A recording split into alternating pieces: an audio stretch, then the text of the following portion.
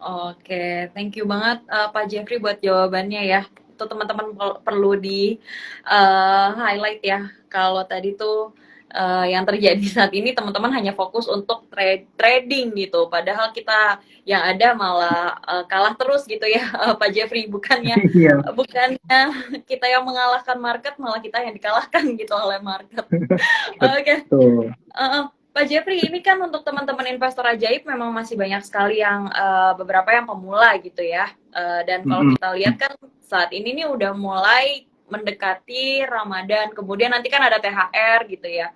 Hari Iya. Raya Lebaran itu kan identiknya dari THR sendiri. Nah, tips mengalokasikan THR untuk teman-teman yang masih pemula supaya ada dana yang diinvestasikan, ada nggak sih dari Pak Jeffrey? Kira-kira seperti apa? Kalau saya boleh bilang lebih baik dana THR itu disimpan ya, diinvestasikan. Tapi kalau kondisinya lagi seperti sekarang, mungkin baiknya masuk pasar uang dulu ya. Tunggu sampai marketnya membaik, barulah kita mulai switching ke balance atau equity. Saat ini taruh di pasar uang dulu kan masih ada hasil ya, masih ada yang tadi saya bilang sekitar 5% net. It's okay, itu bisa tetap memberikan yield ya dibandingkan taruh di tabungan doang. Nanti ketika mulai marketnya membaik, jos kita taruh di equity. Oke, oke.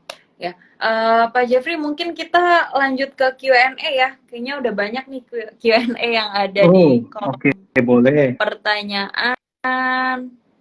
Oke, banyaknya yang nanya saham ini. Nanyanya saham ya. Kalau nanya saham mungkin bisa ditolong dibantu. Kalau saya nggak boleh ngomongin saham.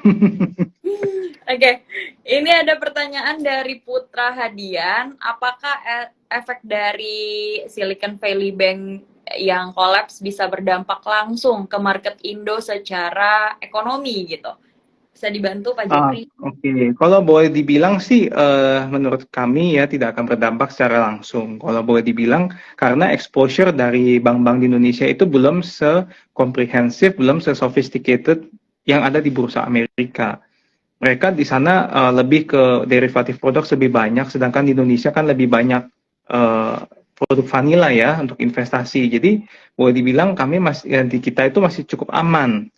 Nah, yang menjadi pertanyaan adalah bukan lebih ke pasar sahamnya, tapi lebih ke fintech-fintechnya. Kita mesti cari tahu nih fintech-fintech di Indonesia, apakah ada hubungan dengan Silicon Valley. Kalau misalkan ada Silicon Valley punya hubungan mungkin dalam hal deposit, itu yang bisa menjadi katalis berbahaya. Tapi kalau untuk hal yang lain ya, untuk banking sektor kita secara general, untuk kita punya industri-industri yang lain, cenderung masih aman sih. Oke, cenderung masih aman ya teman-teman ya. Jadi sebenarnya nggak perlu khawatir nih teman-teman. Betul. Apalagi kalau memang invest sahamnya ternyata bukan di sektor perbankan juga ya, Pak Jeffrey ya. Iya, betul. Atau sektor teknologi ya, karena Iya, berhubungan dengan tech gitu. Oke, nah ini kalau wah pertanyaannya ini terkait paham semua saham ya. semua ini, Jeffrey. Oke, waduh, Oke, saya cari dulu. Oke. Oh, nggak ada sih Pak Jeffrey, nggak ada pertanyaan lagi nih seputar reksadana. Tapi mungkin banyakan lebih happy apa lebih semangatnya saham ya Bu ya. iya, kebanyakan ini yang tanya langsung nyebut emitennya nih. Nah, ini ada Oh, pertanyaan oke. dari lupa nggak punya pawang. Aduh, kalau mau Apa itu? ini pertanyaannya, kalau mau invest buat pemula, mending investasi di mana Kak? Oh, silakan Pak Jeffrey boleh di Ini lebih ke secara reksadana atau investasi secara general nih? mungkin reksadana nggak apa-apa dijawab Pak Jeffrey. Kalau secara pemula lebih baik ke reksadana pasar uang dulu memang. Hmm.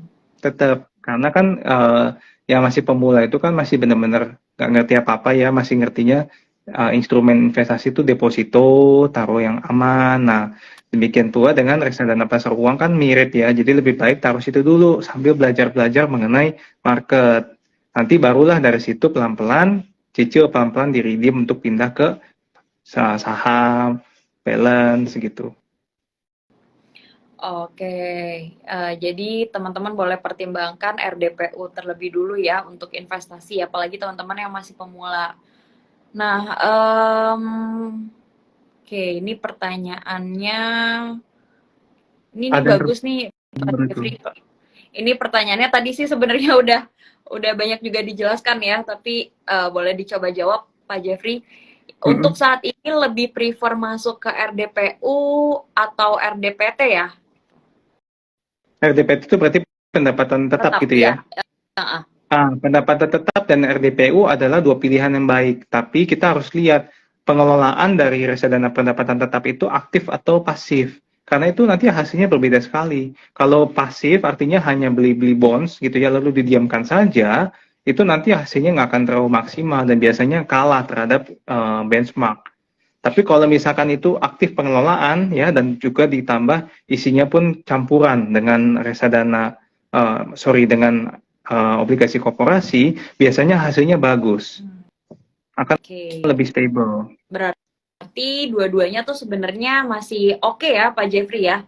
Betul, cuman dibagi profil resikonya karena kalau RDPU itu benar-benar orang yang mau minim resiko. RDPT itu benar-benar mulai belajar mau terima resiko tapi masih sedikit. Jadi Oke, oke. Ya, dilihat jadi aja mungkin kalau kita naik mobil ya ada gigi 1, 2, 3, 4, satu pasar uang, dua pendapatan tetap, tiga balance, empat equity. Teman-teman pilih sendiri mau gigi satu, apa dua, apa tiga, empat, gitu. oke, Semua punya risk reward masing-masing ya. Kalau mau risk yang paling besar, rewardnya pun akan mengikuti paling besar juga. oke. Ya teman-teman ya, jadi boleh tuh ya. Tadi mungkin sedikit saya simpulkan ya teman-teman. Jadi memang lagi-lagi keputusan investasi itu balik kepada profil risiko teman-teman nih. Kalau memang sangat Betul. konservatif, boleh dipertimbangkan money market atau RDPU gitu.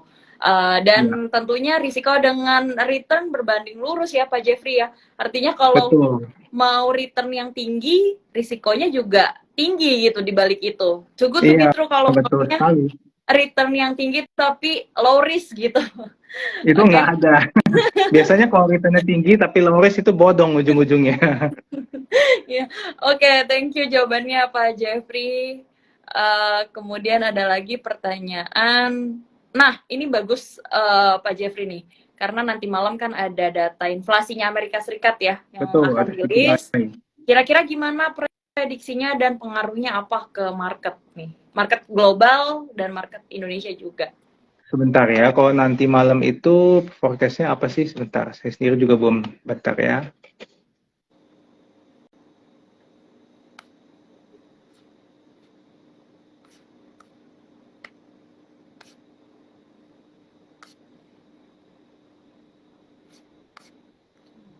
Nah, CPI sendiri kalau boleh dilihat prediksinya kan sedikit di bawah dari previous ya. Boleh dibilang kan kemarin actualnya 0,5%, sekarang konsensusnya adalah sebesar 0,4. Nah, ini secara man-on-man, secara year-on-year pun di bawah ya. Kalau boleh dibilang dengan kondisi CPI-nya di bawah, harusnya memang membuat the Fed juga makin cukup mengerem.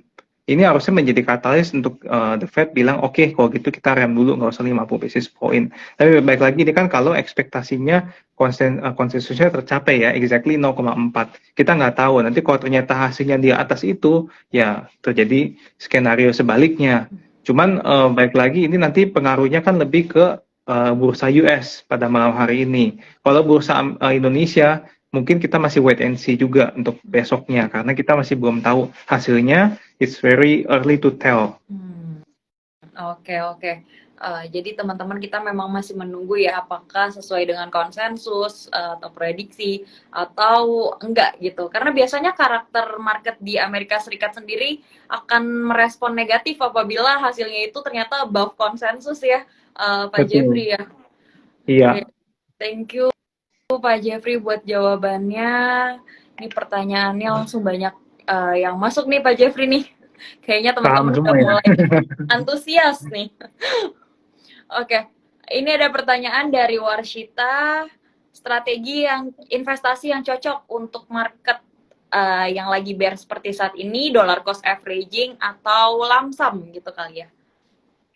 Dari dulu sebenarnya paling baik adalah itu dollar cost averaging. Di segala kondisi, di segala situasi paling benar adalah dollar cost averaging. Kenapa nggak lamsam? Karena kita nggak pernah tahu market itu posisinya kapan titik terbaik untuk masuk itu kita sulit. ya. Kita yang di market 24 jam kita ngeliatin chart mulu aja susah untuk men-timing gitu loh. Apalagi teman-teman yang tidak memang profesinya di dunia ini. Makanya ada yang namanya dollar cost averaging itu yang paling efisien sebenarnya. Teman-teman tidak akan dapat harga yang terbaik tapi juga nggak harga terburuk. Jadi itu udah win-win solution sebenarnya. Oke. Ya, jawabannya di CA itu paling efektif ya teman-teman ya. Supaya kita Iya. dapat average terbaik gitu. Oke, thank you Pak Jeffrey buat jawabannya. Nah, ini ada lagi pertanyaan. Oke, ini pertanyaannya juga menarik nih Pak Jeffrey. Dari Lin Mm-mm. Soekarno. Reksadana itu bisa merah juga kah, Kak? Terus kalau lagi merah kita harus bagaimana? Oh, reksadana pasti bisa merah dong, karena kan semua hitungnya ada harga ya, harga underlying aset yaitu obligasi kah, saham kah. Nah, itu pasti tetap bisa merah, apalagi kalau misalkan harga-harga sahamnya turun. Nah, demikian pula ketika lagi turun seperti ini, ya diemin aja. Nggak usah diapa-apain, teman-teman jangan panik gitu ya. Karena kalau teman-teman panik lalu jual, akibatnya realisasi lah itu loss-nya. Hmm. Lebih baik teman-teman diemin saja, tunggu momentum, teman-teman bisa beli lagi gitu. Karena baik lagi, reksadana lebih diperuntukkan untuk jangka panjang. Jadi ketika teman-teman mau masukin dana di reksadana, benar-benar harus untuk tabungan. Ya, jangan dipakai ini sebagai, oh mau cari cuan banget dari sini jangka pendek, nggak bisa teman-teman. Ya, nanti nggak akan sebanding dengan resiko yang teman-teman hadapi kalau teman-teman tektokin seperti beli saham gitu ya. Lebih baik jangan. Oke. Ya kalau misalnya nanti merah lagi harusnya averaging down kah? Gitu Pak Jeffrey atau Ya, gimana? lebih baik. Betul, lebih baik averaging down kalau memang sedang ada dana gitu ya. Kalau memang Hmm. lagi nggak ada dana ya is okay. Dimin aja nggak apa-apa. Oke. Ya. Jadi boleh di hold, didiemin aja dulu investasi secara long term atau dilakukan averaging down kalau teman-teman memang punya modal tambahan lagi ya. Betul. Oke. Nah, ini ada pertanyaan lagi. Eh, oke, ini pertanyaannya juga menarik nih, Ya, Pak Jeffrey nih.